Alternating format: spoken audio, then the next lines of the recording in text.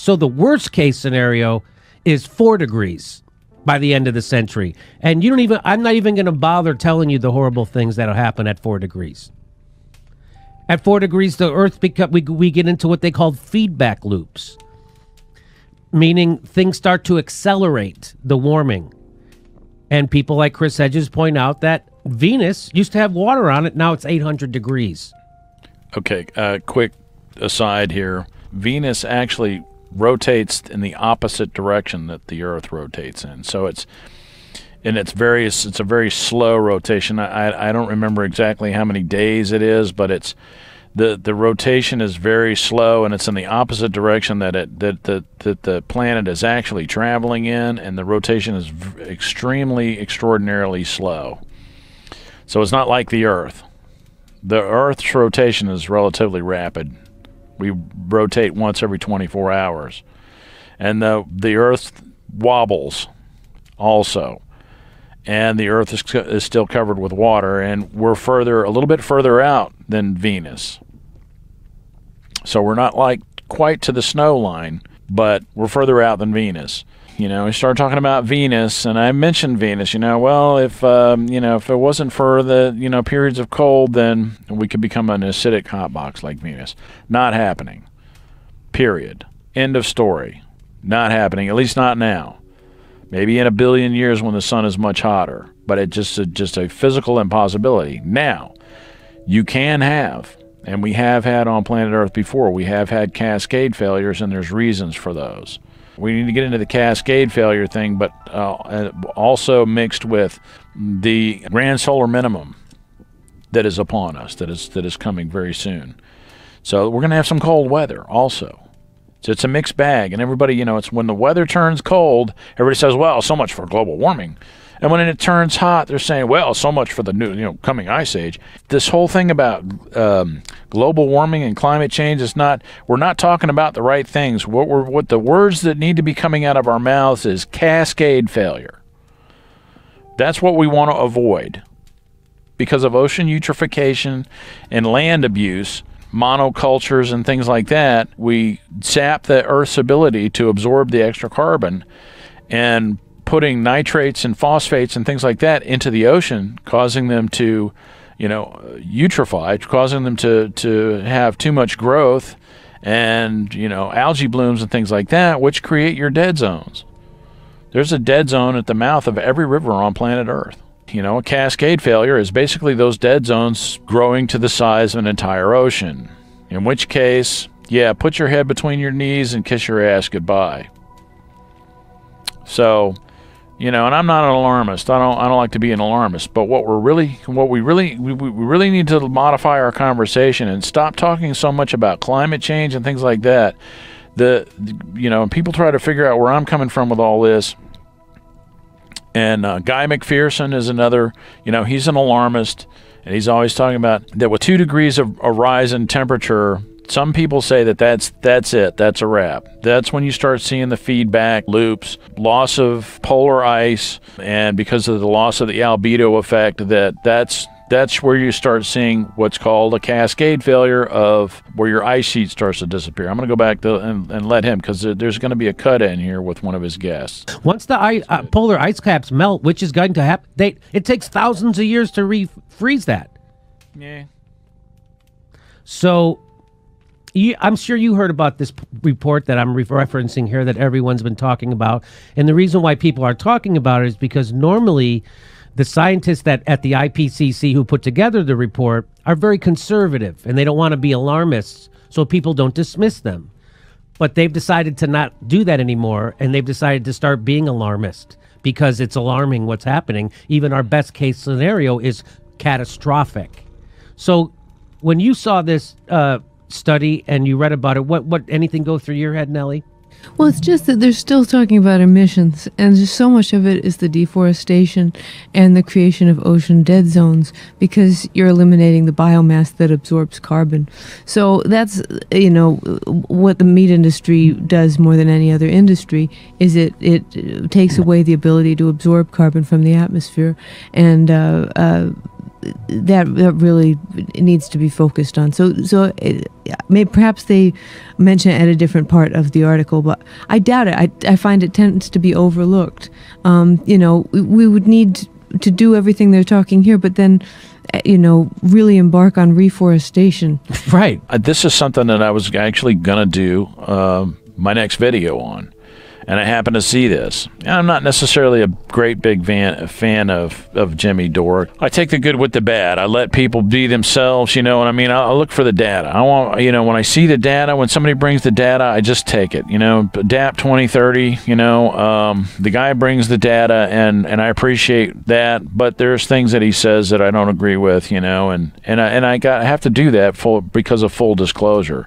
The guy he has a beat that he does, and that's great. And Jimmy Dore, he's got his beat, and he's got his things that he does.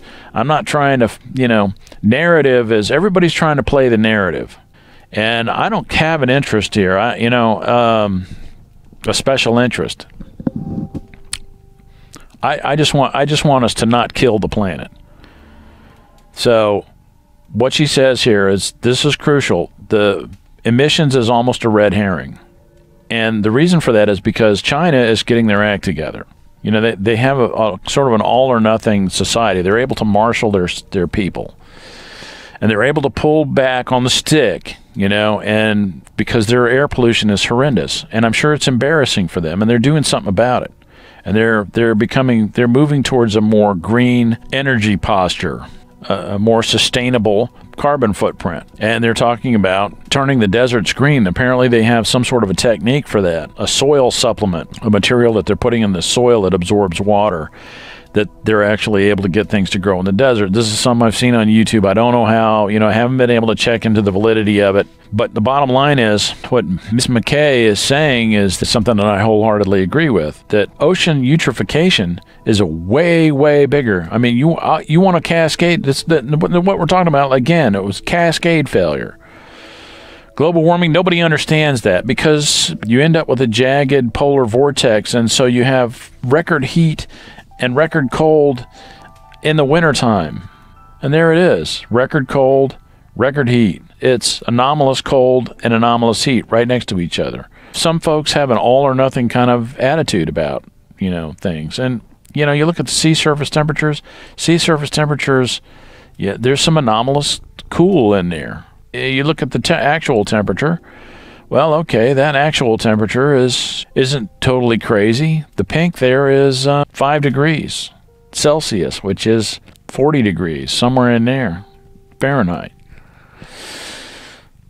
So, those ocean temperatures, they just don't, they don't look exceedingly warm when you look at the actual temperatures. We're headed into a grand solar minimum, and so it's going to get cold.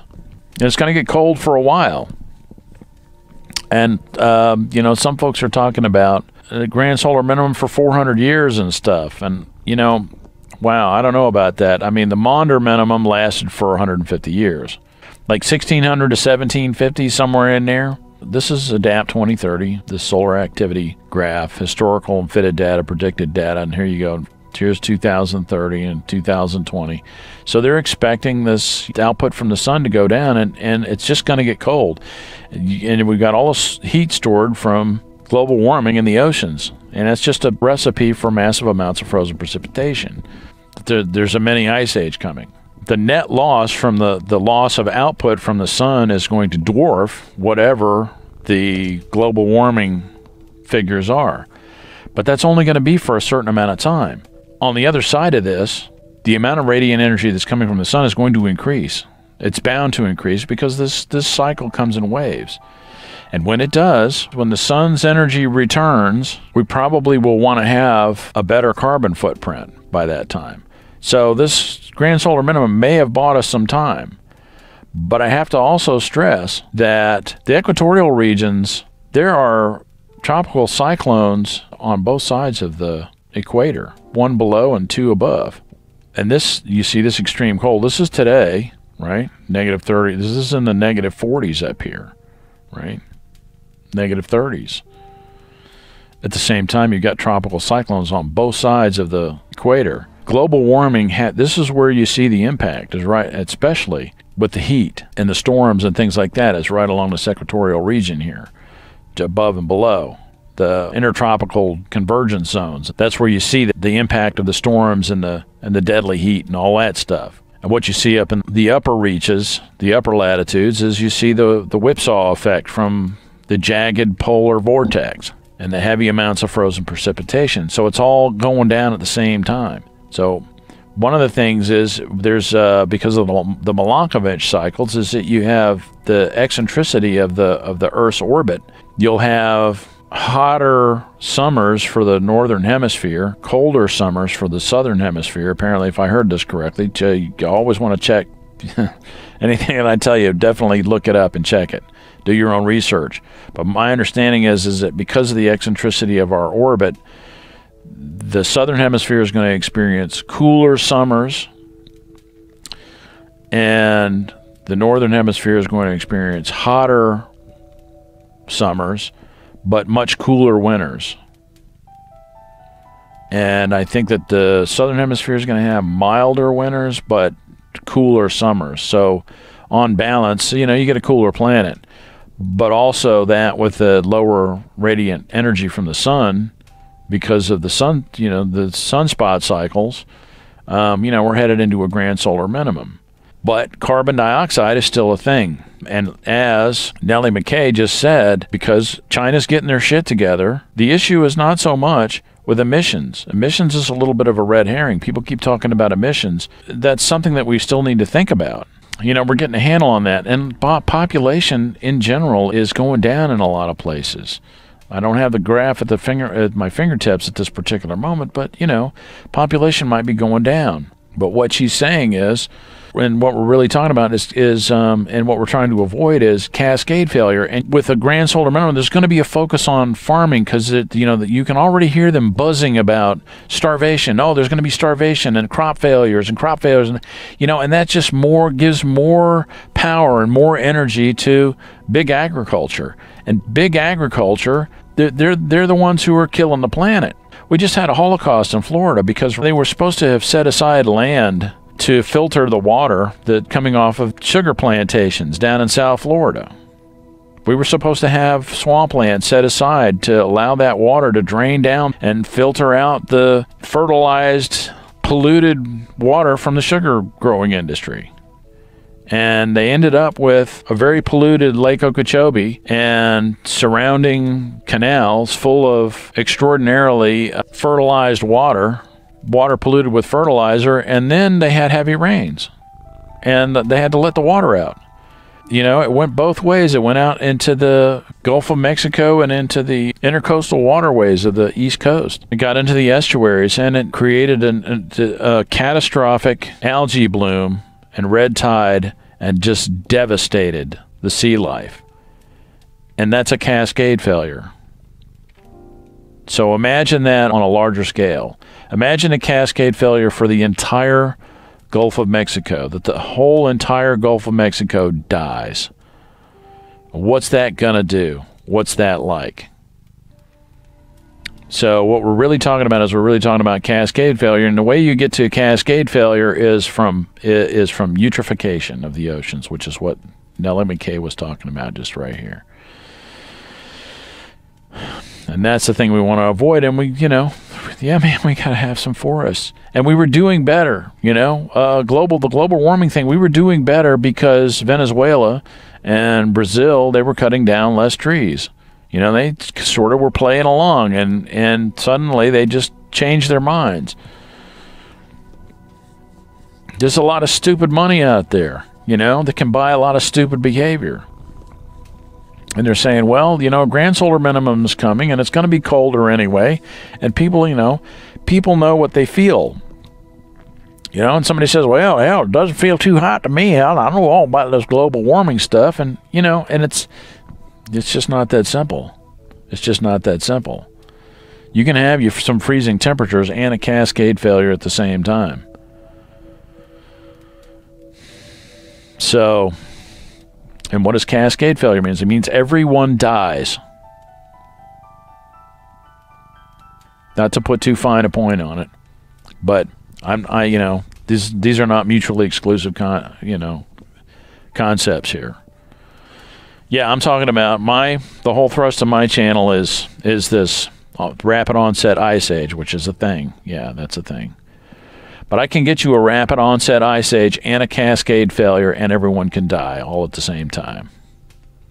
The thing is that some have suggested that what the United States, by pulling out of the Paris Accords and so forth, by pulling out, that it's really a form of strategic warfare on India and China. Because India and China really, in a way, with all the brain power that they have, you know, they're really a much bigger competitor to the United States than anybody else. So it's like a form of strategic warfare, allowing the global warming thing to go down. I mean, there's all kinds of shit that's going to hit the fan, and it's really hard to measure. But I'll tell you what, the big issue is not so much emissions, like she says. It's not so much emissions. If our focus on emissions it's a red herring. We need to be focused on getting those nutrients out of the damn water. And I'll tell you, one of the stupidest things that we do, that we allow to be done, is with these modified crops, these genetically modified crops. They're out there spraying the shit out of them with weed killer. And that weed killer is going right out into the oceans. I mean, what's that going to do? What kind of an effect does that have? So, you know, 3/4 of the biomass of flying insects have perished in the last 30 years. And something that I've observed myself is that, well, it's not 3/4 of the damn mosquitoes, because I'm covered with mosquitoes. And I was covered with mosquitoes last week in November in Florida, going outside for a few minutes, and I'm covered with mosquitoes. Well, it's not the mosquitoes that are getting killed off. No, it's the pollinators. It's the pollinators because the crops are killing the pollinators. And if the crops are killing the pollinators, what the fuck is it doing to us? You know what I mean? So,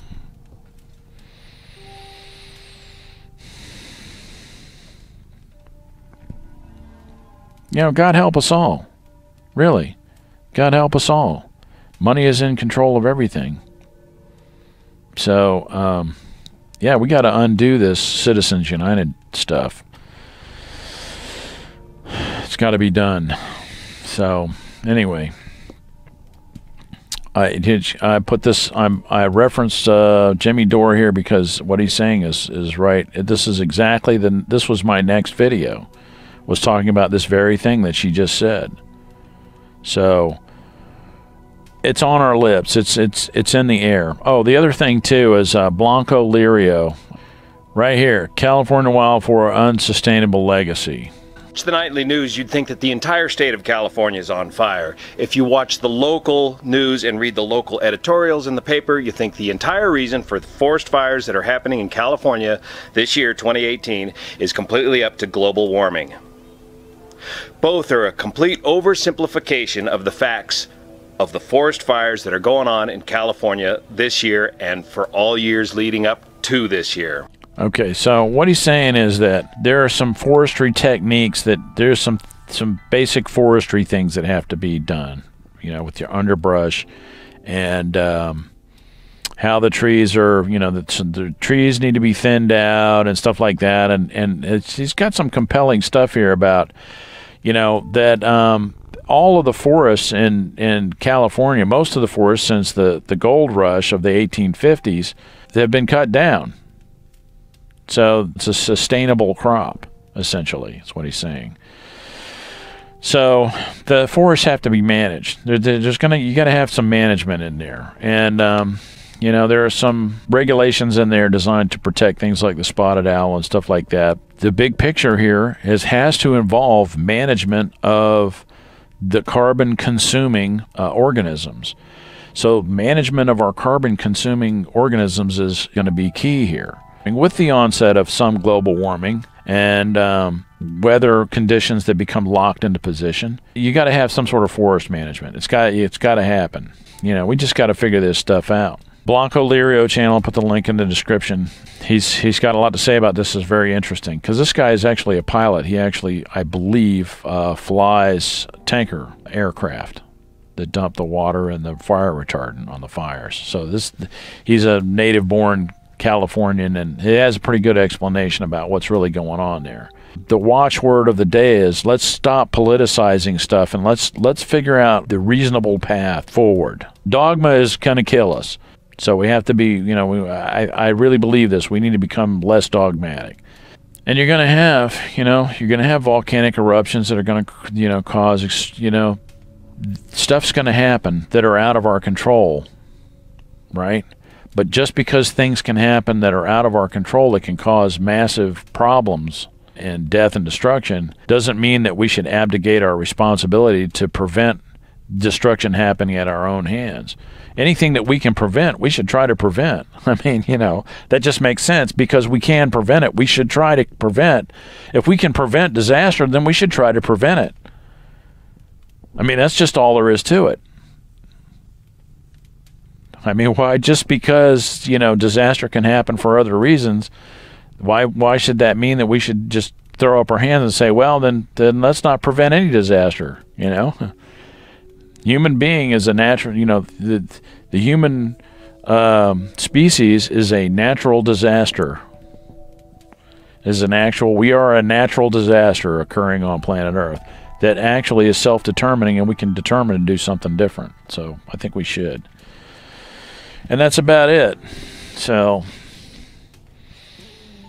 it's a big, you know, there's a big picture going on out there, and it's all kinds of hell can break loose all at the same time. You can have heat waves or in India at the same time as you're having catastrophic snowfall in Nova Scotia or wherever, you know, Calgary. And that's about it. My name is R. Crosby Lyles. Hope you guys got something out of the video. We need to keep talking about it, you know. It's, you know, the oversimplification of what's going on is we need to figure out the language that's gonna, you know, we need to figure out a way to communicate what's going on. And this is, you know, Al Gore is very frustrated because nobody, you know, because people just they're not willing to talk about the global warming thing, and that's really, in all honesty, that's his fault. He should have never said the thing about the, you know, the snowflake comment. Dude blew it. I'm sorry, you know. I like Al Gore. I really do. I mean, on a personal level, you know, the dude's funny. You know, he's funny and informative and intelligent and all that kind of stuff. Some people don't like him, whatever. You know, they got a hard on about Al Gore. I really particularly don't. He's a policy wonk. You know what I mean? He knows his policy and stuff like that, but he fucked up. He should have never made the snowflake comment. That was a blow it. He blew it. And he somehow or another he needs to reel that back in and figure out how to talk to people. And that's all there is to it. My name is R. Crosby Lyles. Thanks for watching. See you.